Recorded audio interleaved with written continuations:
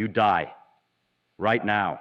Your heart stops beating. Blood stops flowing. What happens next? Not in an hour, not in a day, in the first second, the first few seconds after your heart stops. What actually happens to your body, to your brain, to you? Most people have never thought about this. They think death is instant. One moment you're alive, the next you're gone, but that's not how it works. Death isn't a switch, it's a process. And in those first few seconds, something remarkable happens. Your brain is still active, still firing, still conscious maybe, for about 6 seconds. Let me show you what happens. First, let's be clear about what we're talking about. When I say you die, I mean your heart stops. Clinical death, cardiac arrest, no blood flow. That's the starting point. Now, here's what most people don't realize. Your brain doesn't care that your heart stopped, not immediately. Your brain has oxygen. There's oxygen in your blood, in your brain tissue, dissolved in the fluid around your cells. Not much, but enough. For a few seconds, your brain keeps running on reserve power, like a laptop when you unplug it. The battery takes over. Your brain's battery is the oxygen already there. And that oxygen, it lasts about 6 seconds. So let's walk through it. Second by second. 0 seconds. Your heart stops. Right now. Blood stops flowing to your brain, but your brain doesn't know yet. The neurons are still firing. Your thoughts are still happening. You might not even realize something's wrong. You're still conscious, still you. 1 second, still nothing. Your brain is burning through its oxygen reserve, but there's enough. Neurons are firing normally. You're aware. You might feel strange, dizzy maybe, but you're still here. 2 seconds, oxygen levels dropping. Your brain is working harder now, trying to maintain normal function with less fuel. You might feel confusion, disorientation, but you're still conscious. 3 seconds. This is where it gets interesting. Oxygen is running low. Your neurons are struggling. Some of them start misfiring. You might see flashes of light, hear sounds that aren't there. Your brain is trying to make sense of what's happening, but it's failing. 4 seconds. Critical oxygen depletion. Most of your neurons can't function properly anymore. Your vision might go dark. Your hearing might fade. But some part of your brain is still active, still trying. 5 seconds, almost gone. The electrical activity in your brain is dropping fast. Consciousness is fading. You're losing the sense of self, the sense of being. 6 seconds, and that's it. The oxygen is gone. Your neurons stop firing. The electrical activity that makes you you, that creates your thoughts, your awareness, your consciousness, it stops. You're unconscious now, not asleep, not dreaming, unconscious. The lights are off. But here's the thing. Your brain isn't dead yet. The cells are still alive. They're just not firing. No oxygen means no ATP. ATP is the molecule your cells use for energy. Every time a neuron fires, it uses ATP. Every time your heart beats, ATP. Every time you move, think, breathe, ATP. It's the universal energy currency of life, and making ATP requires oxygen. No oxygen, no ATP. No ATP, no neural activity. But the cells themselves, still intact, still alive in a sense, just dormant. Now what happens next depends on what happens to your body. If someone starts CPR, if they get your heart beating again within a few minutes, you might come back. The oxygen returns. Your neurons start firing again. Consciousness returns. You wake up. People who've been revived describe this. They remember the moment before. They remember fading out, and then nothing, a gap, and then waking up. No memory of the time in between, because there was no consciousness to form memories. But if no one revives you, the process continues. 15 seconds.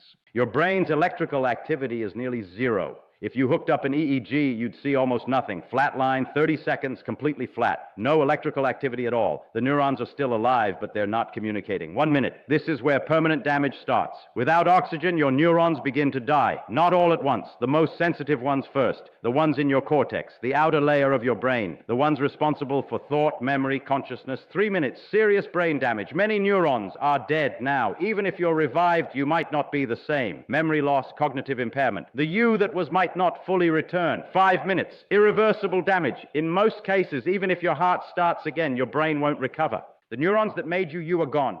10 minutes. Brain death. The cells are dead. The structure is still there, but the function is gone forever. And here's the hard truth. We don't know exactly when you stop being you. Is it at 6 seconds when consciousness fades? Is it at 3 minutes when the damage becomes permanent? Is it at 10 minutes when the cells die? We don't have a clear answer because we don't fully understand what consciousness is. Consciousness is what we call it when neurons fire in certain patterns, when billions of cells communicate in complex networks, creating thoughts, feelings, awareness. But what is that really? Is it just electrical activity, or is there something more? Feynman would say, we don't know, and he'd be honest about it.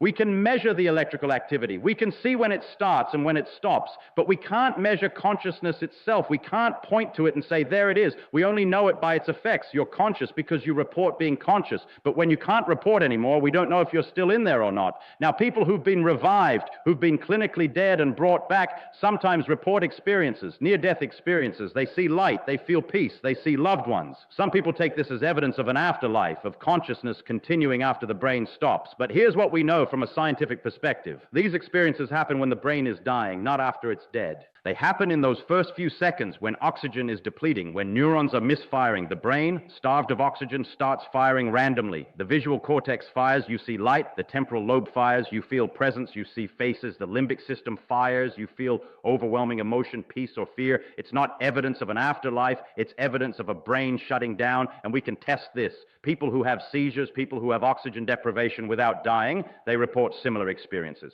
Pilots in high G training, when blood drains from their brain, they see tunnels of light. They feel euphoria. Same mechanism. It's not mystical, it's biological. But here's what's important. I'm not telling you there's no afterlife. I'm telling you we have no evidence for one. And the experiences people report can be explained by brain chemistry.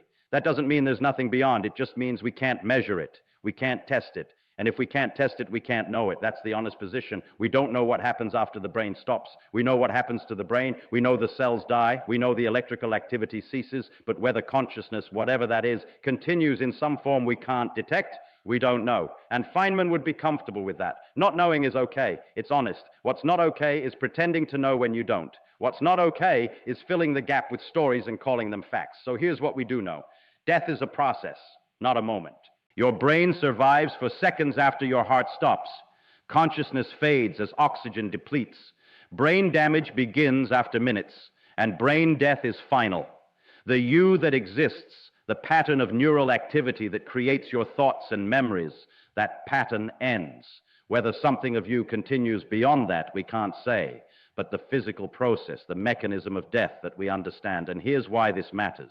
Because understanding the mechanism changes how we think about life. If you have 6 seconds of consciousness after your heart stops, if those last few seconds are still you, then the moment of death isn't as sharp as we think. It's gradual, a fading. And if death is gradual, then life is precious in every second, not because there's something after, but because there might not be. This might be it. These neurons firing right now, creating your thoughts, your awareness, your sense of being. This might be all there is. And if that's the case, then every second matters, not in some grand cosmic sense, but in a simple physical sense.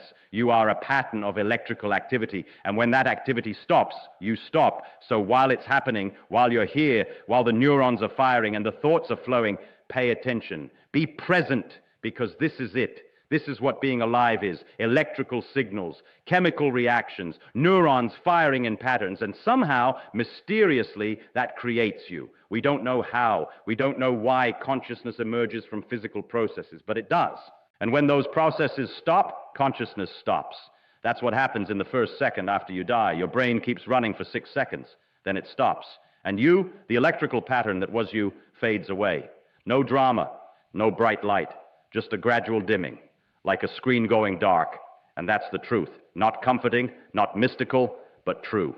Death is physics, life is physics, and consciousness, whatever it is, emerges from and depends on physics. When the physics stops, you stop. That's what we know. Everything else is speculation, and speculation is fine, but don't confuse it with knowledge. Know what you know, admit what you don't. That's the only honest way to think about death, or life, or anything. Not comfort, not certainty, truth.